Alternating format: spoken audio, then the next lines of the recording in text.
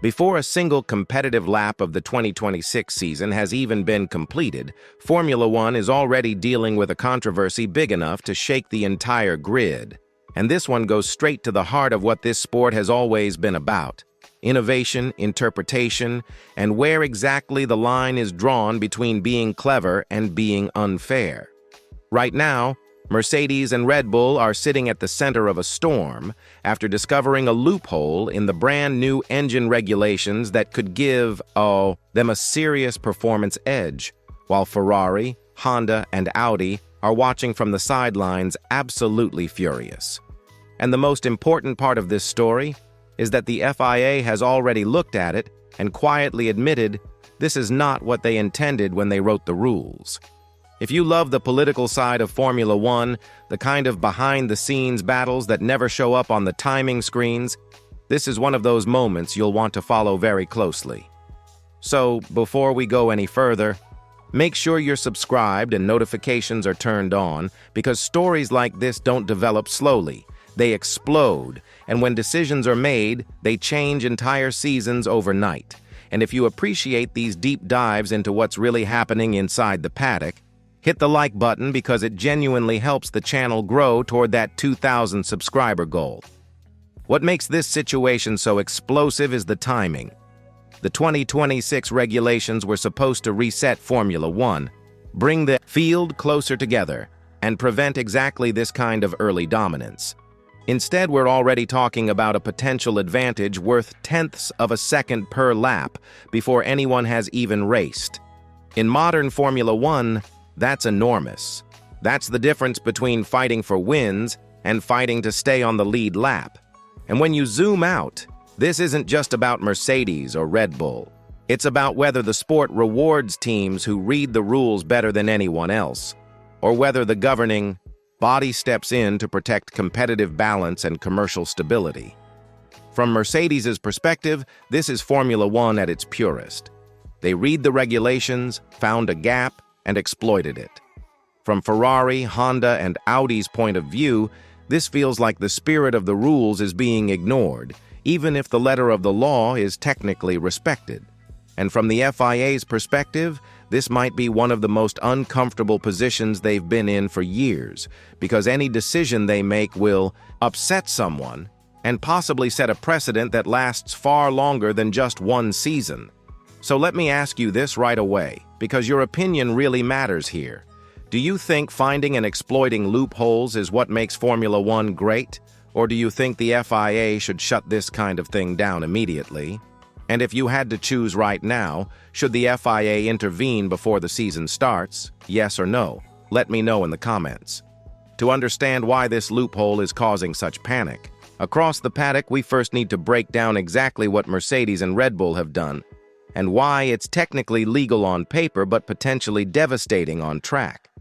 And once you see how simple the rule is, you'll understand why this argument is only just getting started.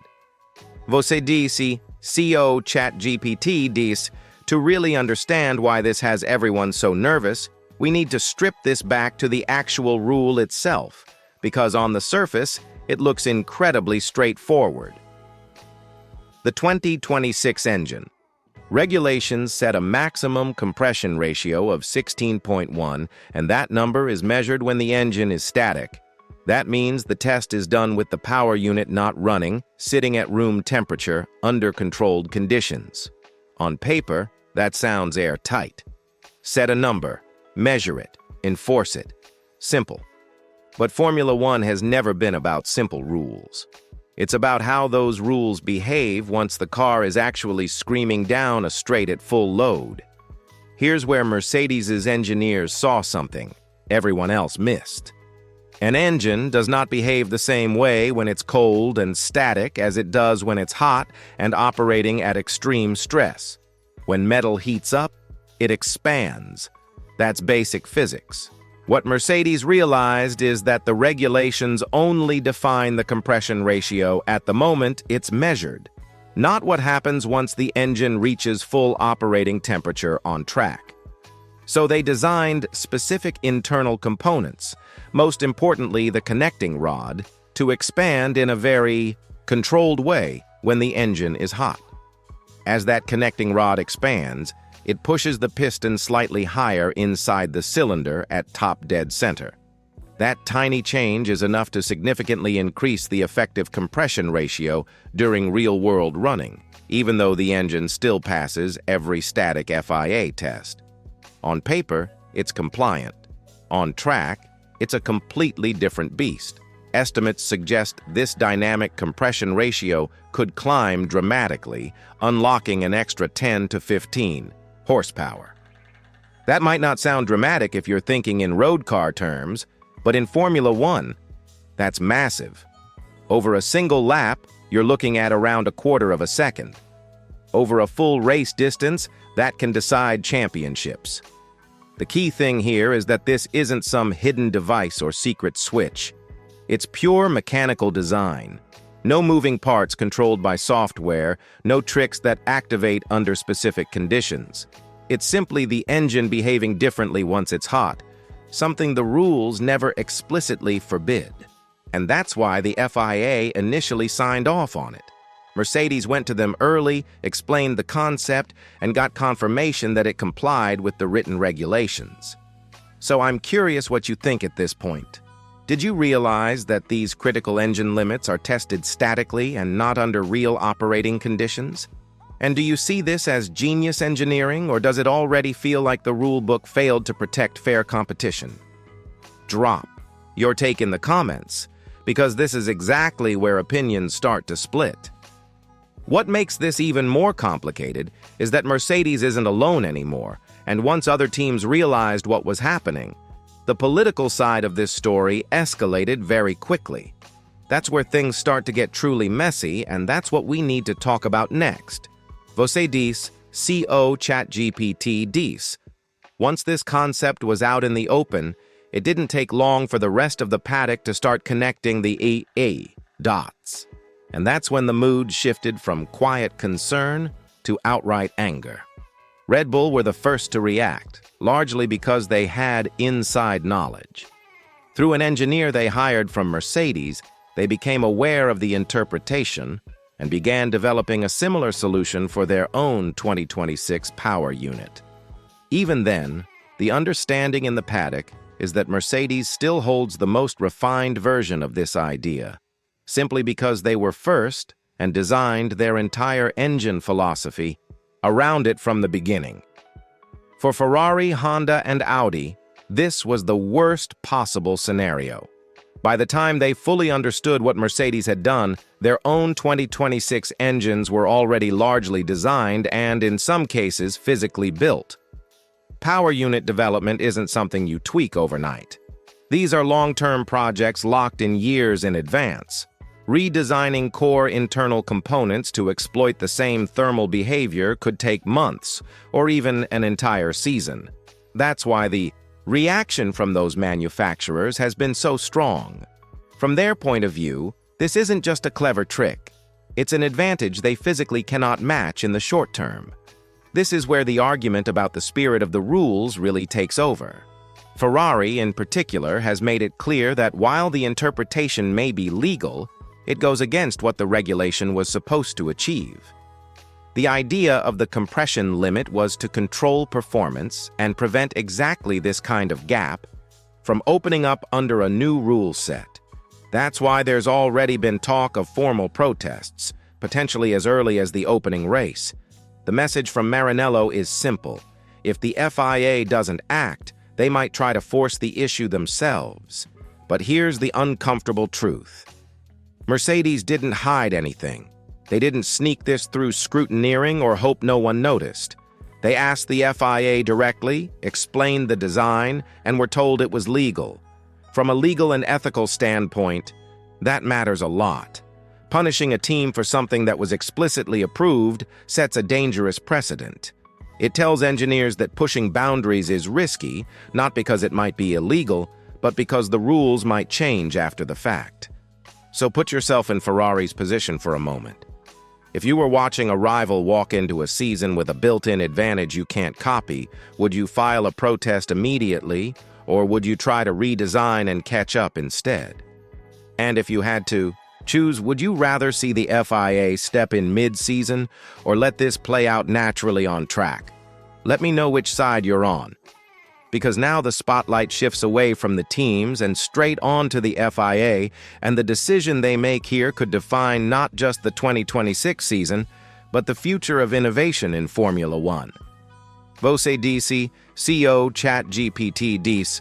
This is where the situation stops being just a technical debate and turns into a full-blown political headache for the FIA. On one hand, they are the guardians of the rules. On the other, they are responsible for protecting the health of the sport as a whole. And right now, those two responsibilities are pulling them in completely opposite directions.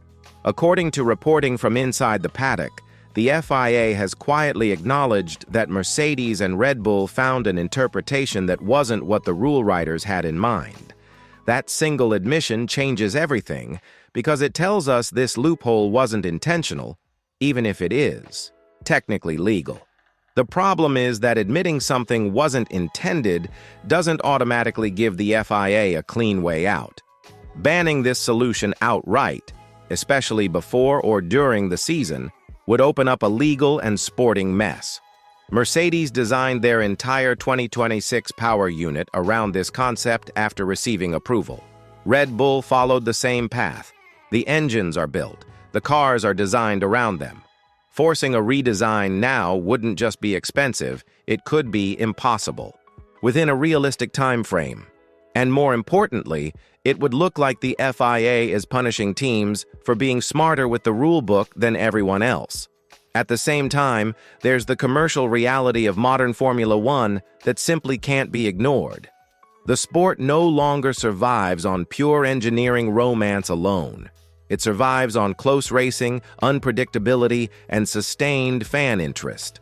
One team or one engine supplier running away with the season is bad for television numbers, bad for sponsors, and bad for long-term growth. Liberty Media wants competition. The FIA knows that if Mercedes-powered cars start the season significantly faster than everyone else, the pressure won't just come from rival teams. It will come from the commercial side of the sport as well. That's why the most likely outcome isn't an immediate ban, but a compromise that makes almost no one completely happy. The FIA could allow this interpretation to stand for now, while quietly working on clarifying the regulations for the future. Another option is to give other manufacturers a clearer pathway to implement similar solutions, even if they can't match Mercedes instantly. Over time, that naturally erodes the advantage without ripping approved designs out of the cars. It's not dramatic, but it avoids chaos. So here's the question I want you to think about. Should the FIA protect innovation at all costs, even if it creates short-term dominance? Or should they step in to protect competitive balance, even if that means rewriting rules after teams have already committed? And be honest with yourself here. If this advantage lasts for just one season, is that acceptable? Or is even a single year of dominance too much? However the FIA handles this, the consequences won't stop in 2026. Engineers will remember this moment. Teams will remember how safe it felt, or didn't feel, to push the boundaries. And with key meetings approaching and performance data about to appear on track, the window for a quiet resolution is closing fast. What happens next could escalate very quickly, and that final phase of this story is where everything truly comes to a head. Você disse, CO ChatGPT disse, now everything comes down to what happens next, because the longer this advantage remains theoretical, the easier it is for everyone to talk. The moment it shows up clearly on track, the entire dynamic changes. If Mercedes-powered cars roll out and immediately look a step ahead, the pressure on the FIA will spike overnight. At that point, this stops being a technical curiosity and becomes a competitive imbalance that everyone can see with their own eyes. And that's when protests stop being threats and start becoming formal actions. The biggest problem for Ferrari, Honda, and Audi is time. Even if they now fully understand what Mercedes has done, they can't simply copy it. Power units aren't modular. You don't swap out one clever component and call it a day. This concept is baked into the core architecture of the engine. Redesigning around it could take months, possibly an entire season. That's why the most realistic scenario many people inside the paddock are talking about is this loophole being allowed to run for 1 year and then being closed off through clarified regulations going forward. It gives Mercedes and Red Bull a window of advantage, but it avoids the legal nightmare of banning something that was approved in good faith. There are key meetings coming up between the FIA and the engine manufacturers that could shape that outcome.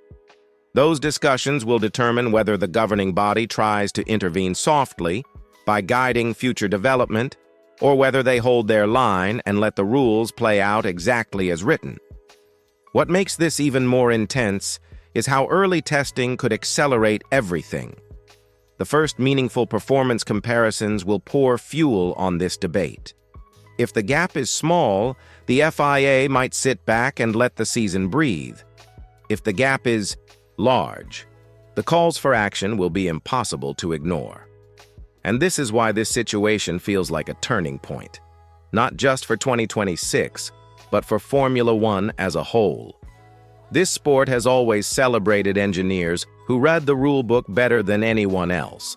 Some of the most iconic eras in F1 history were built on exactly that kind of ingenuity.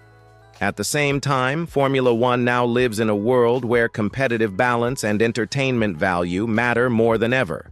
Those two philosophies are on a collision course right now, and the outcome will send a message to every engineer working on future regulations. So let me leave you with this. Do you think this loophole survives the entire season, or does the FIA eventually step in once the performance gap becomes impossible to ignore? And more importantly, do you want Formula One to reward bold innovation, even if it creates temporary dominance? Or do you want tighter control to keep the field close? Let me know in the comments, because this debate is far from over. If you found this breakdown useful, make sure you like the video and subscribe to the channel. We're pushing hard toward 2,000 subscribers, and your support genuinely makes a difference. This story isn't going away, and when the next decision drops, you'll want to be here for it.